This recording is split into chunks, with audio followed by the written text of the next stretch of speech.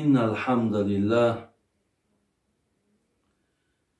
نحمده ونستعينه ونستغفره ونعوذ بالله من شرور أنفسنا ومن سيئات أعمالنا من يهده الله فلا مضل له ومن يضلله فلا هادي له أشهد أن لا إله إلا الله وحده لا شريك له وأشهد أن محمدا عبده ورسوله السلام عليكم ورحمة الله وبركاته. برادران و پدران و مادران و خواهران خیلی عزیز و گرامی، از خداوند بسیار بسیار مهربان دعاگو هستم که اخلاص و یقین تانه باز هم به سوی دین خدا زیاد گردانه و الله مهربان دعاگو هستم که هر یک عبادتی را که برای رضاگی الله، برای خوشنودی الله وقتی شما انجام میتین، الله مهربان به درگاهش مقبول بگرداند. و از الله مهربان دعاگو هستم که نفرهایی که از ما و شما گذشتند امید دعا و فاتحه دارند، الله همگیشان رحمت و مغفرت کند. بیماری هامان الله مهربان شفای کامل تید. به فرزندهامان خدای مهربان صاحب فرزندهای خوب و صالح گرداند. الله مهربان دعا میکنیم که نفرهایی که از ما و شما مبتلای قرض هستند، خداوند از این مشکلات هم بندگانش آزاد گرداند. جمیع مسافرهای ما، جمیع نفرهایی که امروز برای بهبود زندگیشان، برای به دست آوردن مال یا لقمه بیرون از دیارتون هستین، بیرون از وطنتون هستین، خدای مهربان کاراتون ده برار و برکت و خداتون از همه سختی ها و مشکلات ها الله حفظتان فرمایه و خداوند در همون ملک های غریبی هیچ وقت دردی را، هیچ وقت یگان سختی را، هیچ وقت یگان پرابلم هایی که امروز در دنیا هست، خدای مهربان شما را از همش خلاص گردانه. و الله مهربان دعاگو هستم که امروز ملک ما و شما که یکی از نعمت هایی که همیشه در مد اول هست که این آرامی است، این آسایشتگی هست، خدای مهربان این نعمت در این ملک همه ما و شما نگهبان باشه. علاوه خصوص برادرها و مادرای مسافری که داریم، شما باید که همیشه دعاگو باشین. دعای مسافر با پیش الله قبول است که خداوند همیشه تینجی و همیشه آرامی را نصیب خاندان همه ما و شما گردانه. برادران خیلی عزیز و گرامی، در این لحظه هایی که قرار داریم خواستم یک حدیثی را که بسیار بسیار برای امروزه ما، برای این ساعت ما خیلی ضروره، خیلی مهمه.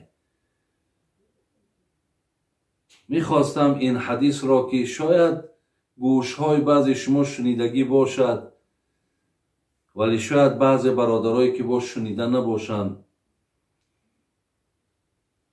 من گفتم میگذارم و از خداوند قبلا دعا میکنم که بعد شنیدن این حدیث خدای مهربان ما را توفیق عملش نصیب گردانه.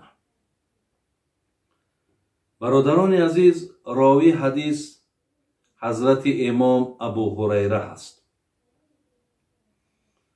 حدیث متفق علیه، یعنی حدیثی که هم امام بخاری و هم امام مسلم روایت کردند.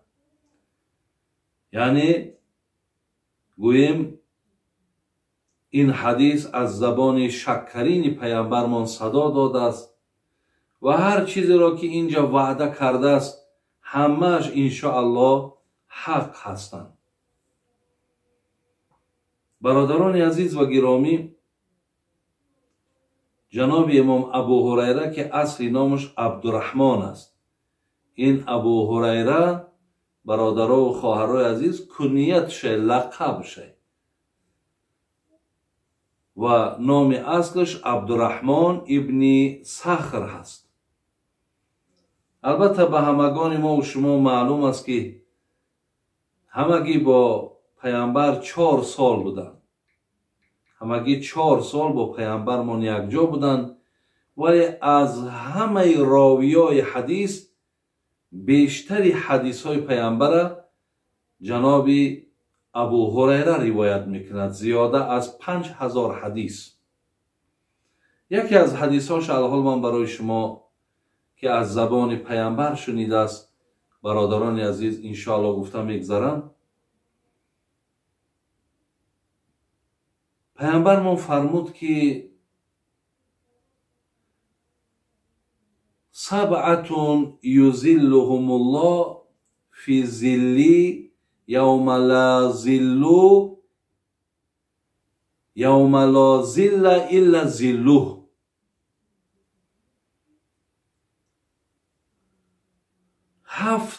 هفت نفری هستند که برادران عزیز خداوند این 7 نفری با سعادت بگیم، 7 نفری از بین مردم بهترین ها در روز قیامت خداوند در زیر سایه بزرگترین مخلوقش که عرش هست، در زیر سایه عرش این 7 نفر جای میکرده است. برادران عزیز، وقتی من 7 نفر میگم مراد فقط همین 7 نفر خالی را نمیبرند زیر عرش، بلکه هر کسی که کار این 7 نفر انجام میتید یا از زمره این 7 نفر پیروی میکند، اونها هم در زیر همون سایه عرش. برای چی برادران عزیز؟ برای چی اینجا در سایه عرش میگن؟ چرا سایه یگان درخت نمیگن؟ چرا سایه یگان بینای نمیگن؟ چرا فقط میگن سایه عرش؟ اولا شما دانین که عرش خیلی مخلوق بزرگی هست، خیلی مخلوق بزرگی هست. دیگر دانین که در روز قیامت خدای مهربان سوره ابراهیم داریم، والله اعلم آیت های ممکن همین 48 باشد یا از همین 46 تا 48 همین سوره ابراهیم اگر ما نگاه کنیم، در همین سوره ابراهیم در همین آیت خدای مهربان گفته است که یوم تبدل الارض، خداوند میگه که ما این زمینی که حاضر شما در بالاش زندگی میکنین، از بس که در بالای این خیلی شما معصیت زیاد کردگی، خیلی در بالای قدم های ناجا و ناپاک ماندگی، خیلی در بالای این زمین خونهای ناحق ریختگی، چی افلاسی و پلیدی کردین، خداوند میگه این زمین و این آسمان من روز قیامت عوض میکنم. یعنی در حدیث پیامبر آمده است که خداوند این زمین وقتی عوض میکند، چنان این زمین مقصد راست میکند که مثل همین کف دستواری راست میشود، یعنی دیگر یگان جای کوتل بلندی و کوه ندارد و در بالای آن همین زمین که بجز سایه عرش دیگر برادران و خواهران عزیز هیچ سایه نیست. و برای چی میگن من زیر سایه عرش میبرم؟ چرا؟ زیرا اینه که ما در حدیث پیامبر خواندیم برادران و خواهران عزیز که خدای مهربان روز قیامت آفتابی که حاضر ما از میلیون کیلومتر در زیر روشنایی یا شعله آفتاب از گرمیش طاقت کردن نمیتونیم، این آفتاب خدای مهربان پایانتر میاره. وقتی پایانتر که آورد، کار در اون میدان بسیار دشوار می شود. در اون میدان ایستادن بسیار زحمت زیاد طلب میکند. از این لحاظ در اونجا سایه در کاره، در اونجا جای راحت در کاره که از این دشواری و از این سختی ما و شما نجات بیابیم. یگانه جای راحت انمو زیر عرشه. الله رحمت کنه جناب مولوی جنونی را میگفت قیامت بی نهایت روزی سخت است. زبیم او فلک ها لخت است. قدی نیزه فراید قرص خورشید، بجوشد مغز سرها لرزد چون بید. آفتاب که پایان آمد میگد دیگر جوشیدن این مغزهای سر آغاز می شود. برادران عزیز و گرامی، خیلی و خیلی روز قیامت روز دشواره. یکی از دشواریاش همین است که ما در آیات قرآن در سوره عبسه نگاه کنیم، یوم یفر المرء من اخیه و امه و ابیه و صاحبته و بنی. الله مهربان میگه روزی هست که دیگر در دنیا آن نفری را که دوستی را که به او مقصد چای تنه میخوردی، در اوجا دیگر نه رنگش در کار تای، نه نزدیک شدنش در کار تای، نه شناساییش در کار تای، حتی بینش هم دیگر با او دیگر گویا که نمیشناسیش تا از او میگه فرار میکنی. نه تنها از دوست و امه و ابی، حتی پدر و مادر که در دنیا اینقدر برای تو محبوبیت عزت داشتن، در میدان قیامت از اونها هم میگه شما فرار میکنی. و بنی، فرزندایی را که امروز یک ساعت نمیبینیمشون، چقدر ما و شما مقصد تیز تلفن میکنیم که تلفن مقصد دستی بچم دبته، دستی دخترم دبته. بین از آوازشون چقدر از باز برآمده است، مقصد با طریق صورت حتی میبینیمشون، چقدر وقتا ما خوش میشود. میدان قیامت میگه حتی از همون فرزند هم فرار میکنی. برای چی؟ میگه لکل امرئ منهم یومئذ شأن یغنی، زیرا که در آن روز آنقدر مقصد برای شما مهمتر و ضرورتر این است که شما از نزد الله مهربان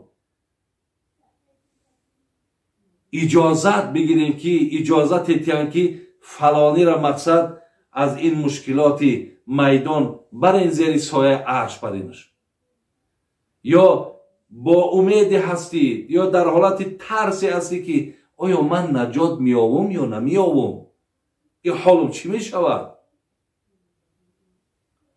یعنی هر آدم در فکر جان خودشه، حتی پیامبرها برادرها، حتی همین امتها پیش هر پیغمبری که میروند هر کدامش به خودش یک عذر بیان میکنند. مثل حضرت موسی را میروند میگد من نمیتونم شما را شفاعت کردن، زیرا من در حیاتم یک نفری را یک چپات زده بودم یا یک مشت زده بودم مرد، که مقصد خدای مهربان از من چه حساب میگیرد. یا مثل پیش حضرت ابراهیم میروند، هر پیامبری که میروند یک عذرش بیان میکنند. همه چی میگن؟ وا نفسی، حال خودم چی است، تقدیر خودم من نمیدانم. وقتی حال به این شکل باشه برادرها، او آدمایی که در زیر سایه عرشن، اونها از این دواده و از این مشکلات و از این گرمی و از این غم و از این داد و از این وای که در این میدان میشود، اونها تماما از این چیز آگاهی ندارن. یعنی اونها در یک گوشه که بردگی استراحت دارن تا زمانی که اینجا همه کارباری حساب و مشکلات عذاب بود شود، بعد اونها را جای تیارک بگیم وقتی دروازه جنت که کشاده شد و پیامبر اولین نفری که وارد میشه، اونها را بگن بیاین که مرحمت دروازه جنت برای شما در کشاده، بیاین داخل جنت شید. انا بزرگی این 7 نفری که پیامبر میگه که اینها در زیر سایه عرشند. کسانی که پیروی از این 7 نفر هم داشته باشند. برای همین برادران و خواهران عزیز، حقیقتاً مشکلات روزی قیامت خیلی سخته. حتی همون خدا رحمت کند صاحب تفسیر حسینی را، حسین واعظی که کاشفی، یک مصرع‌های را بیان میکند که میگه حال مردم در قیامت نمی است. میگه کشتی آمد در دریا شکست، تخته ازان کشتی بر بالا نشست، گربه و موش بر آن تخته بماند، کارشان با یکدیگر پخته بماند. نیزی گربه موش را راه گریز، نیزی گربه موش را چنگالی تیز. هر دو از حول دریای عجم، در تحیر باز مانده خوشکلب. در قیامت این چنین غوغا بود، یعنی آنجا نه ما نه او بود. ببینید میگه مثل که قیامت در یک کشتی در یک دریا میروه میشکنه، یک تخته که همون کشتی در بالای دریا میبروید، در یک پرکش میگه یک موشه، در یک پرکش یک گربه. اگه اینا در دنیا وقتی دیگر را ببینن میدونه که مثال کار با چه انجام میابد، لیکن در اونجا هر دوش میگه فقط یک مقصد دارن، یک مقصد. نه گربه پروای موش داره، نه موش ای گربه میترسه، هر دوش یک مقصد ای. خدا کنه که همین تخته مقصد ما را به ساحل برده، به جای خشکی صحت سلامت برده رسونه، یعنی در فکر فقط نجات شونه. انمی مردم در میدان قیامت انمی اندیشه ده. یک حدیث دیگر هم یادم آمد، بعد میگذاریم در این 7 نفره. حضرت عایشه مادر من راوی حدیث است، حدیث روایت میکنه، میگه پیامبر ما گفت که یحشر الناس یوم القیامت حفاتا عراتا غرلا. پیامبر ما گفت که عایشه گفت روز قیامت خداوند وقتی مردها را یا زنها را وقتی از قبر بیرون میکند، در پاهاشون پایافزال ندارن، یعنی پاهاشون لوچه، در بدنشون لباس هم ندارن. همچنان مردهایی که در دنیا حتی ختنه شده بودن، همو گویم حتی ختنه در دنیا کردگی هم با جای خچه میگیره، یعنی برقرار میشود. یعنی هر چیز از بدن آدم جدا شدگی بود، همش در بدن آدم پیوست میشود. وقتی میگه پیامبر ما گفت که از قبر لوچ میخیزین، لباس ندارین، پایافزال ندارین، در حال حضرت عایشه گفت الرجال و النساء جمیعا، زنک مردک یک جایه. پیامبر گفت الرجال و النساء جمیعا، زنک مردک یعنی در روز قیامت پهلو با پهلو میستن. حضرت عایشه گفت که ینظر بعضهم الی بعض، گفت بعد زنک مردک و مردک زنک نگاه میکنه. پیامبر چی گفت؟ گفت الامر اهم من ان ینظر بعضهم الی بعض. عایشه او روز چنان روزی مشکلی هست، چنان روزی سختی هست، چنان روزی دشواری هست که دو چشم هر کدام از اینها فقط به طرف بالا های که از مقصد ای نزد الله مهربان چی می آید. ببینین چی می آید، همه مقصد انتظار بر همین دارد که حالم چی می شود. او دیگر در پهلو زنم باشد، خواهرت هم باشد، همسایت هم باشد، زنت هم باشد، دیگر نمیفهمی اهمیت با پهلوت ای حساب مشکلات همون میدان پهلو تا حتی دیگر نگاه نمیکرده. انا در همون روز برادران و خواهران عزیز، اگر از زمره می 7 نفر باشیم یعنی جانمان میدمه. از زمره این 7 نفر باشیم، ما این سختی هایی را که حتی در پیامبر وقتی گفتن حضرت در ریش تا موی سر قریب 20 دانه سفیدی داشته، ای ریشش تا موی سرشه. پیامبر گفت میدونیم که همین موی های سفیدی که در ریش در موی سر من پیدا شد از کجا پیدا شد؟ گفتن ای کجا شد؟ گفت ای سوره هود و اخواتها و از برادرای سوره هود.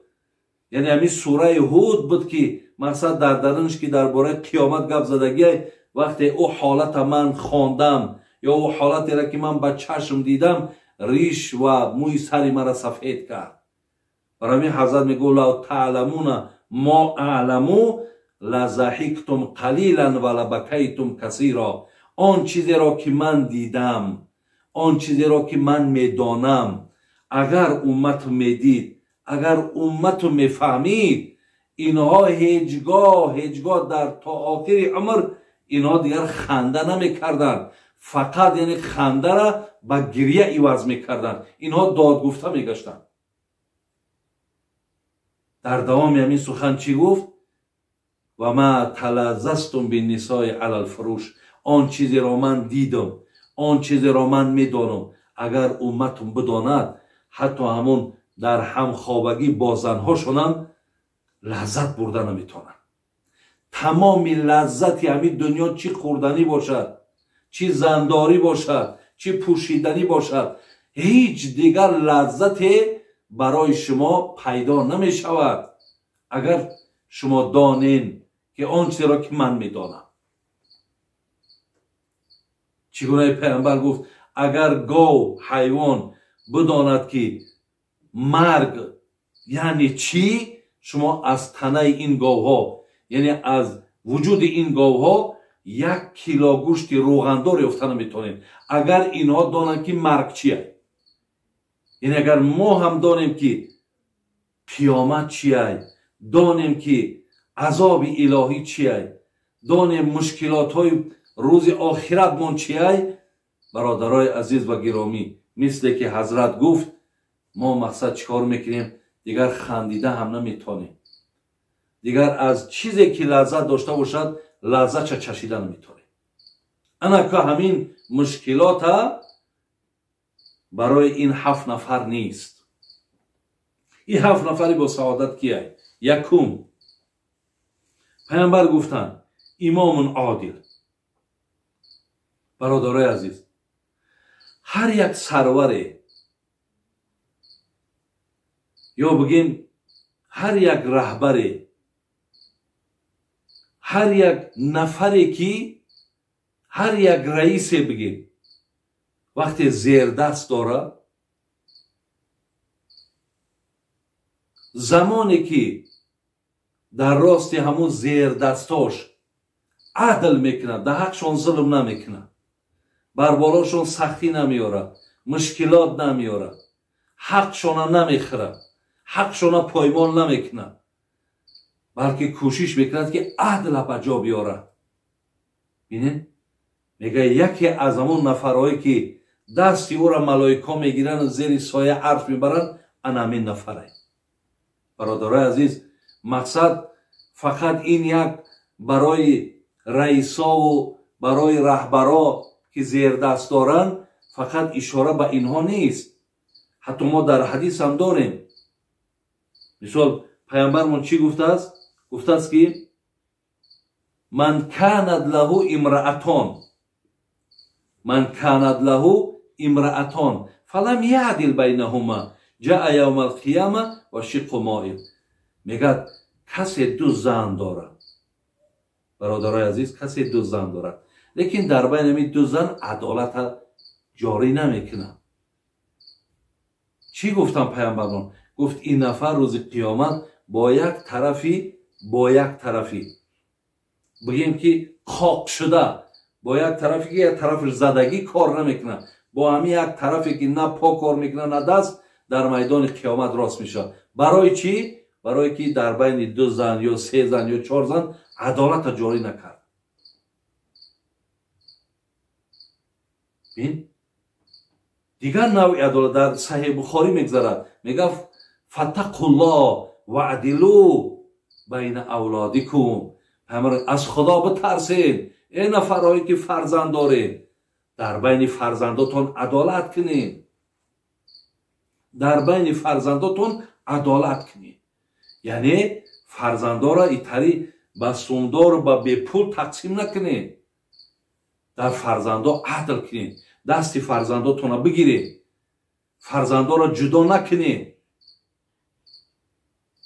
کدامش میبینی که کمترک امکانیت داره و دستش بلنده یا مقصد کیسهش پره، بگوی بچه من همی بچه یا او دیگریاشا بگوی برین دیگه کار شما و مقصد من پدر همی آدمم یا من مادر همی آدمم. وقتی شما انمی خیلی جدا که کردین این عدل نیست. شما را خداوند روز قیامت زیر سایه عرش نمیبره. شما ظلم کردین، شما را از اوجا محروم میکنه. این همین روز دور نمیرین، همین روز این همین حال مای فوریه یک خواهر پیش من آمد، گو حاجی بابا گفت مرا پدرم و مادرم به خاطر آنه که مبلغ نداشتم از خونه پیشم کرده گیم، ولی بچه ها و دخترهای مبلغ دارشه مقصد با اونها رفت آمد داره، با اونها جای داره، شرایط دارد. از حالی من کسی نمیپرسد برای که من شرایط مبلغ و پولدار نیستم. وای به حال این پدر و مادری که فرزندا را با این طریق جدا کنه. این یک بدبختی همون پدر و مادری که در بین همین قدر فرزندا تفریقه می اندازه. این پدر و مادر هم نیست بگیم اینا را پدر و مادری هم خط زدن در کاره و اونهایی را که اینها فرزند میگیرن او فرزندا هم دیرتان آب نبره که یعنی ما دعای پدر و مادر گرفتیم، زیرا که دعای اینا برای پولی تای، برای وظیفه تای. این دعایی که به این مقصد باشه، این دعا در پیش خداوند دعای پدر و مادر حساب نمیخوره، زیرا که اینها را گناهشان این قدر وزبین و این قدر بلندی هست که دیگر حتی اینها را ای دفتر پدر و مادری خط زده گیرد. زیرا پیامبر میگفت من لم یرحم لا یرحم، کسی رحم نداره با او رحم کرده نمیشه. آیا همین رحمه؟ برای بین در این مسئله هم پیامبر گرامی اشاره کردن، یکی در بین دو زنه و سه زنه، یکی در بین فرزندا باید عدالت باشه.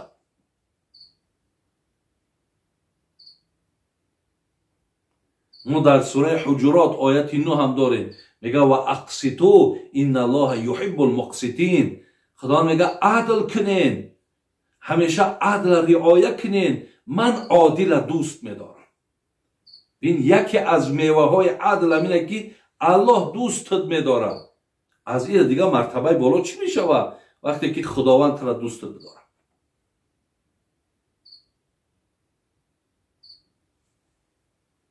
یک دانشمند میگه یک نفری را پرسید تو میدونی یک کسی را که در همین تمام عمرش بی‌عدالتی کردگی نباشه؟ او میدونم. او کیه؟ او عزرائیل. هیچ وقت گفت بی‌عدالتی کردگی نیست. بین پولدار و بین بی پول تماما فرق نمیگذاره و هرگاهی که نوبتی مردنت بیا دیگر نوبتی کسی را در بین نوبتی تو عوض نمیکنه. انا گفت عدل مثال اینا عزرائیل عدل داره. گفت بین اینها دم پولدار و بی پول فرق نمیگذاره، نوبتت که اومد حتما جان تا میگیره. گفت دیگر اهمیت نمیده تا ای زمره کی و تو چی. در جنگ بدر پیامبرمون وقتی که بگیم اصحاب وقتی در صف راست میکرد در دستش یک عصا داشت، با عصاش صف راست میکرد. ба ногоҳ яке аз саҳоба дар ҳамун байн ба номи Савод ибни ғазия дар ҳол мегӯяд фарёд баровард, гӯ ҳазрат бо ҳамун асод гӯ дар шикамам задӣ, шикамма дарман кардӣ. гуфт чӣ мехоҳӣ? гуфт чӣ мехоҳам, шумо доим мегӯян адолат бошад, модоми шиками маро ки дарман кардӣ, мехоҳам ки ман ҳамун шиками тира дарман кунам. пайғамбармон дарҳол бародарои азиз мега ҳамун кирташа баланд карданд. баланд кард. Савод ибни ғазия бародарои азиз мақсадаш дигар буд. оно бисёр нафарҳои зирак буданд. мега ба зону заду, мега чеҳраша дар шиками пайғамбар молид. гуфт Савод чӣ кор мекунӣ? гуфт охи инҷа майдони ҷиҳод аст. гуфт агар мабодое ки худованд дар ҳаминҷа ҷони мара бигира, хостум ки охирон мулоқоти мо ба ҳамин анҷом биёд ки чеҳраҳои ман дар шиками ту молида шавад. лекин адлаби бародаро замоне ки Савод овозша баланд кард, шикамша бардошт, гӯ бигир, гуфт ҷазота бигир. адл ҳаминай гуфт. барои ҳамин адл бисёр баракат дора бародаро. ҳар нафаре ки аз дасти чизе ки меояд дар ҳар қисмате ки бошен, вақте ки адл карден, донем ки дар зери сояи арш аллои меҳрубон даста малоикаҳо мегиранд, мебаранд барои ту мақсад як кресло, як ҷои нишасти зебора муҳайё мекунанд. зеро дар ҳадисҳо хондум ки барои нафарҳое ки адла анҷом метиҳанд, худованд дар зери сояи арш бо барои ӯ мақсад як минбари айнур сохтагиай, мебарад дар онҷа мешунаш, ё мегӯяд дар дунё адл кардагианд, номи ё одиланд, ёра бари дар ҳамонҷа монӣ.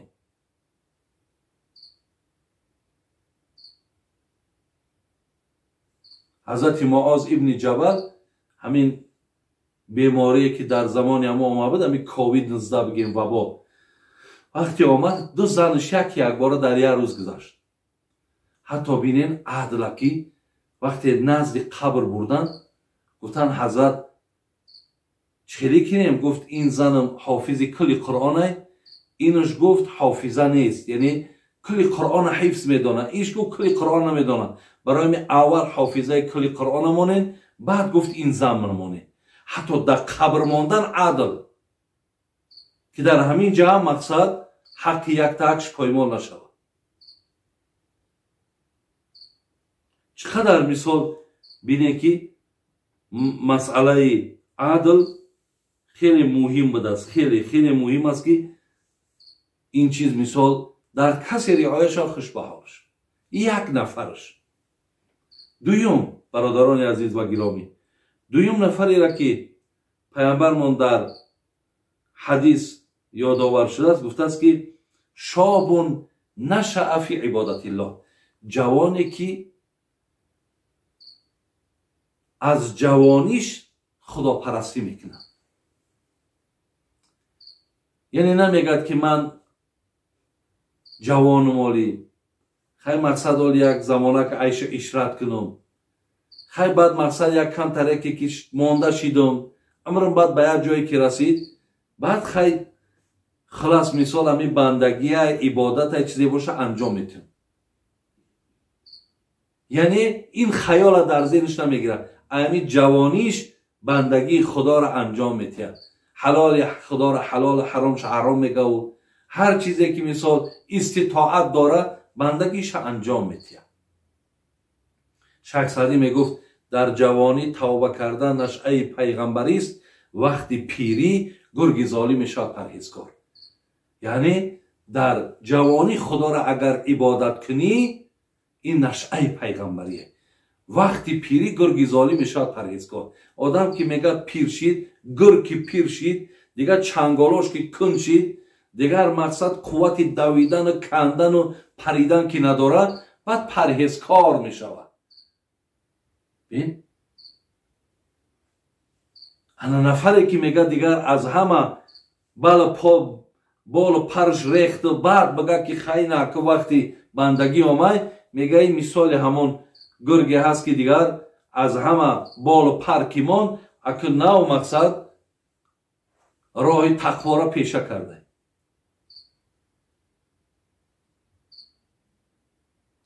خدا رحمت کنه صوفی جناب مولوی جنونی را میگو مگو ای تشنه فردا آب نوشم، با پیری در ری طاعت بکوشم، با بوی پیری چندی نوجوانی، برو به توبه از این دار فانی. برادرها میگه وقتی امی آدمی تشنه را دیده که بگه خیلی اولی باید پگه آب می نوشم، دیدین میگه میره نه تشنه ای الحال میگه آب تا بنوش.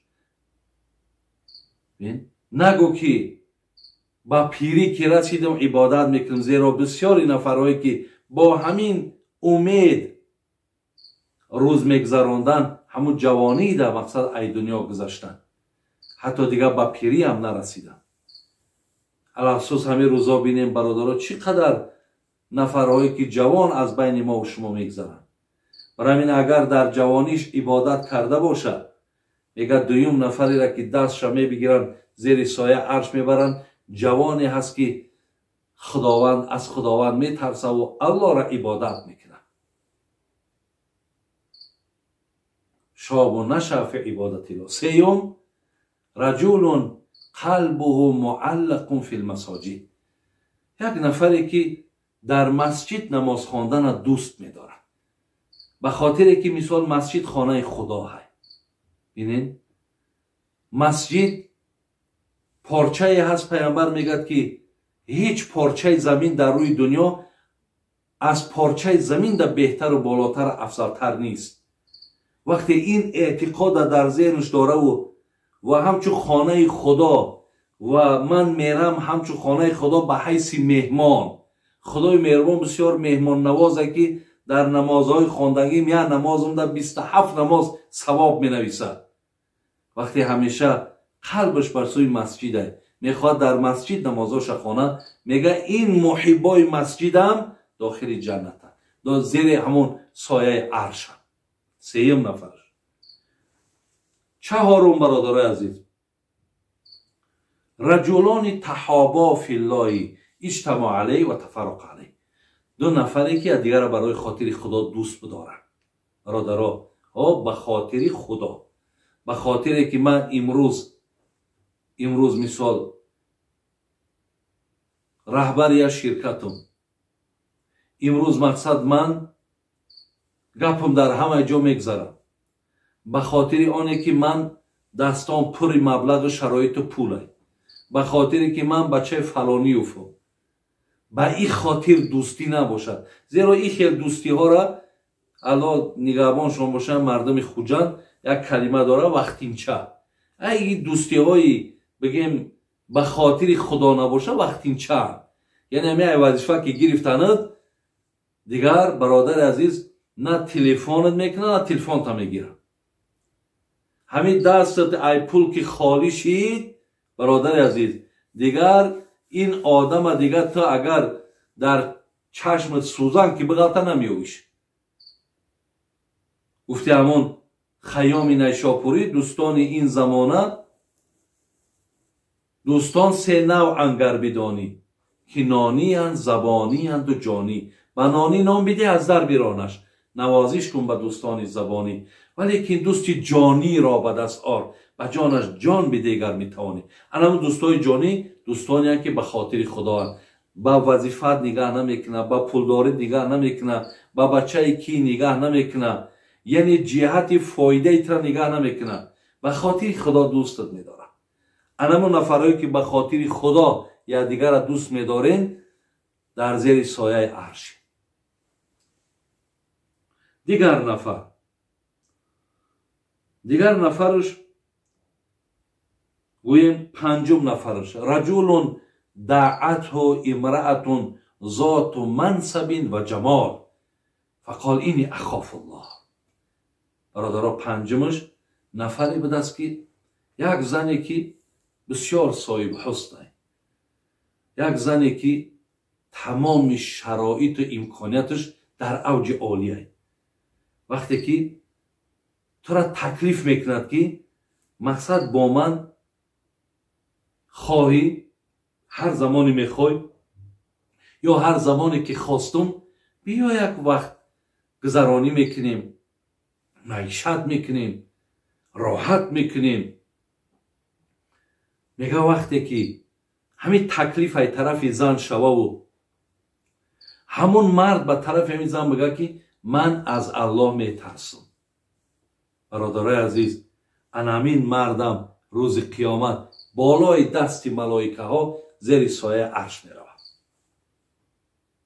خوش به حال آن کسانی که خداشون در این مسئله کار حرام خودداری میکنن. ببینید اگرچه کار دشوار هم باشد لیکن مثل میدان قیامت دشواری نداره. اگر این تکلیف زن ردم کنی برای تا اگر وزبین هم باشد قد میدان قیامت وزبین نیست. یک لحظه که با او یک ساعت نیم ساعت های باور که دادر عزیز اگر با دادران یک کم ترک ایمان باشه پشیمون میشه میکار، خودت ناراحت میشه، زیق میشه. لیکن وقتی کار کردی اگر بدنی را که با این کار آلوده کردی دیگر گفتی هم تاجیکای ما هیچ سگ دیگر از همون گوخریش دیگر باز نمیسته. دیگر این وجود اگر مادام آمخته شد دیگر پیوسته با همین کار رفتن میگیری. لیکن عاقبت خیر عاقبت بد داره.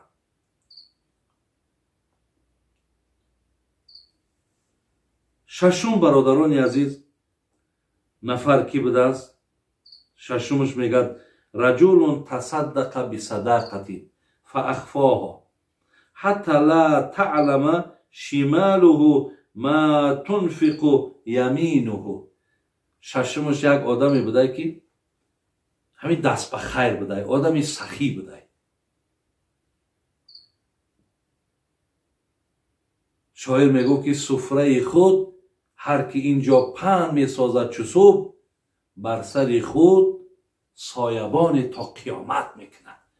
کسی دسترخوان داره، کسی دست دهنده داره، اینا میگه همه اینا در بالای سر تیا چتر میشوند، یعنی یک زانتیک واری میشوند تو را از همه مشکلات های روز قیامت. برادر عزیز حتی بین نفری هستی که در زیر سایه عرشی. تو چی هنر داشتی؟ هنرت همین بود که از دادگی خداوند و با بندهای خدا میدادی، سخی بودی. شاعر میگفت تنگ چشمان را به نعمت سیر کردن مشکل است. مرد میدانم که مرغ را ضیافت میکند. همین یک مرغ حتی اگر ای تو نان بیاود گندم بیاود بخورد میگد شاعر حتی ما همین خیل مردکا را مردک میگم. یکی متاسفانه آدمی هست برادران چنان مرده های، چنان ممسک های که باور که در شکم خودش نمیکنه. لیکن بسیاری از همین ممسک های هست که نه یک سواره خوب دارن، سوار میشوند، نه لباسی خوب دارن، نه در خانهاشون میرای، نه یک شرایطی خوب کردن، نه خوراکی خوب میکنن. یکی همینا برای که دو تا ملائکه داره خداوند. وقتی اینا که مردگی را پیشه میگرفته است دو تا ملائک هر سر ندا داره، فریاد داره. یا چی میگفته است؟ اللهم اعط منفقا خلفا. ای خدای مهربان همین هایش که سخی اند، همین هایش که دست دهنده دارن، خدای مهربان یک داده صدش بده، 100 داده 1000ش بده. خدای دستی را خالی نگه ندار. این جوان مرده پول زیبی همی داره. این ملائکه الله را میگفته، دایم دعا میکنه. دیگه‌ش چی میگفته؟ اللهم اعطی ممسکا تلفا. خدایا این نفری که اینقدر مرده که حتی دیگر در جان خودش صرف نمیکنه، خلاص ای پول ای هیچ که برکت نیفته، پول در دست حیف ای الله مهربان این مال ای دستش بگیر. خدایا یگان مشکلات بیار بالاش تا همین پول مالش بروه. بعد یک دم میبینی که در یگان فلاکت زده، پول و مالش همه رفت دیگر. نه بیچاره پوشید، نه بیچاره خورد، نه بیچاره یک چیز سوار شید. بین همون چهلی که گرسته و گشنه در ابتدا بود و 4 تنگه را دید و خب سرفراش نرفت، صحبت یک اهل علم گوش نکرد، مسئولیت یک اهل علم گوش نکرد. در اخیر آمد با همون همو پیشینه‌ای که همو بگیم دستاش در کیسه و در کوچه بسیار راست قدم ایستاد، همون نفر می شود.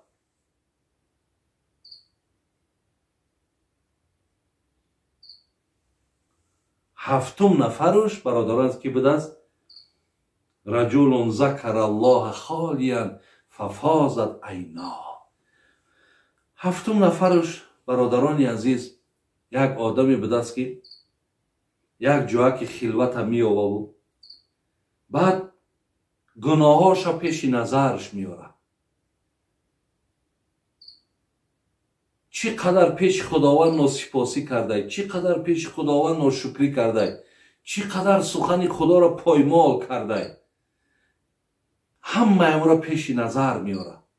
این طرف فکر میکند که کدام آخرم چی میشود، ایمان میبرم نمیبرم، خیلی میمرده باشم، این خانه قبر در حالم چی میشود، این نامه اعمال میگن به دست راست میتن به دست چپ میتن، پول صراط میگن، ترازوی اعمال میگن، این حالی من در این پیش این مشکلات ها دارم، این حالی من چی میشود گفته و وقتی همینا را صدقاً یاد میکنه و ففاضت عینا، ای چشمکاش آب سرازیر میشود، یعنی ترس فراش میگیره و گریه میکنه.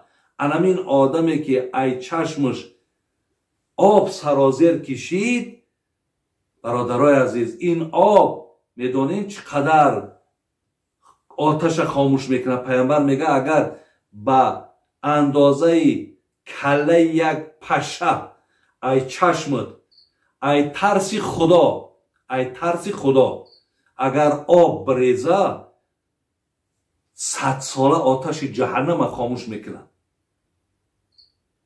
انمون نفری که همه میره پیش رو میاره و گریه میکنه، همین هم دستش ملائکه میگیرن زیر سایه عرش میبرن. خوش به حال این 7 نفری که برادران عزیز من به قدری همون توانایی و قوت و دانشی که داشتم من برای شما گفتم. خدا کند که برای من هم الله مهربان ثواب تید، اجر تید و خدای مهربان با توفیق تید که هر کدام ما پیرو این 7 نفر باشیم، از زمره این 7 نفر باشیم تا این مشکلات های دنیا اینا خیرن، اینا هیچ مشکلاتی هم نیستن، مشکلات حالی در پیشه، سختی ها در پیشه. خداوند همیشه دعا کنیم که از زمره اینها باشیم و مقصد در زیر سایه عرش، در بالای بگیم که منبرهای نور، اینجا در 1000 سال میگذرد، 2000 سال میگذرد، ما و شما مقصد درک نمیکنیم، ما نمیفهمیم، ما بالای ناز و ضیافت و معیشتیم. یک دم پس میگن خیزین که پیامبر یکم نفری است که داخل جنت شید، اکو برین جا پاتانا بگیریم. این مرحمت الهی برای این 7 نفر. خداوند دنیا و آخرت مون آباد و دعاهایی که در ابتدا کردم خداوند به درگاهش مقبول و بازم خدای مهربان میل مونه و خواهش مونه به سوی دینش زیاد کنه. سلام علیکم و رحمت الله و برکاته.